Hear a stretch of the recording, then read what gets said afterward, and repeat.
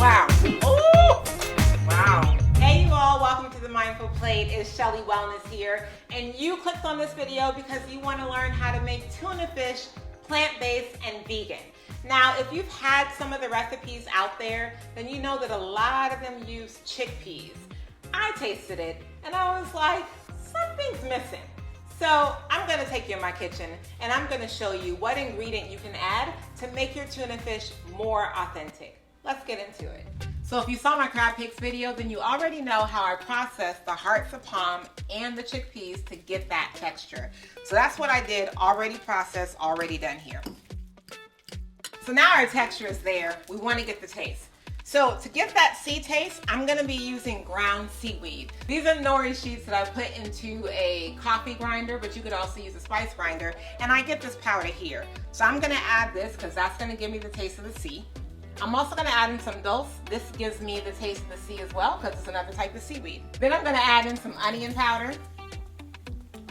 And for those of you who are wondering how much, listen, you better season this to the spirit of your ancestors. Invite them into the kitchen to guide you if you don't know how to cook.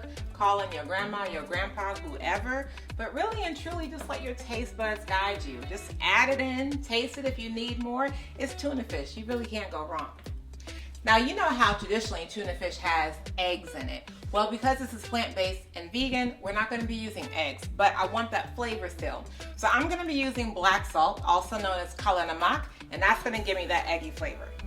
Now, you don't need a lot of that because it's strong. So if you're unsure or uncertain about how much to use, I recommend tasting it on its own first before adding it into the dish. And that'll give you an idea of how much you need.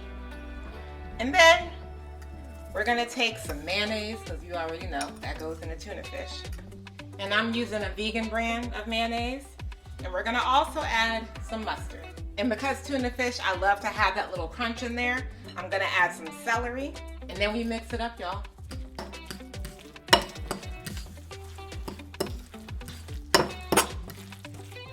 Now let's give it a try, y'all. You couldn't tell me this wasn't tuna fish. Wow. Oh, this is good. It's perfect. You don't need anything else. That black salt gives that eggy flavor. It's crazy. And look at it, y'all. You can see it looks like tuna fish. Now, some people might like their tuna fish a little drier. I like mine a bit more on the moist side sometimes. But you can see that there's the actual shreds like it's tuna fish. But we're not done because we are making an entire tuna melt with this.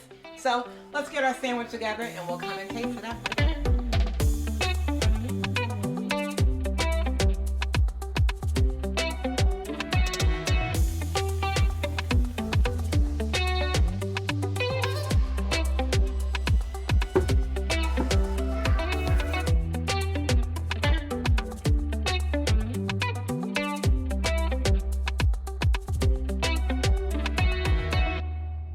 So that's it, y'all. We have our tuna melt.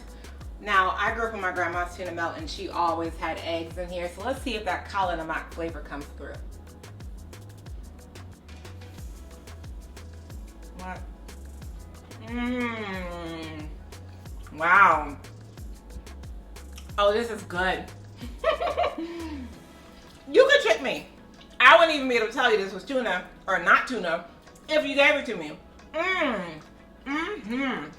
And I added some sprouts for freshness, some tomatoes, some red onions, and that vegan cheese.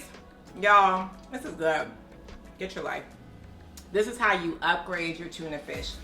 Add that nori, add that kala namak, and add those hearts of palm for a real tuna fish flavor. Until next time, y'all, you already know. If you want this recipe, get the link in the description because that's where I share all the goodness in my newsletter, so make sure you sign up. And until then, I will see y'all next time. Eat well and be well.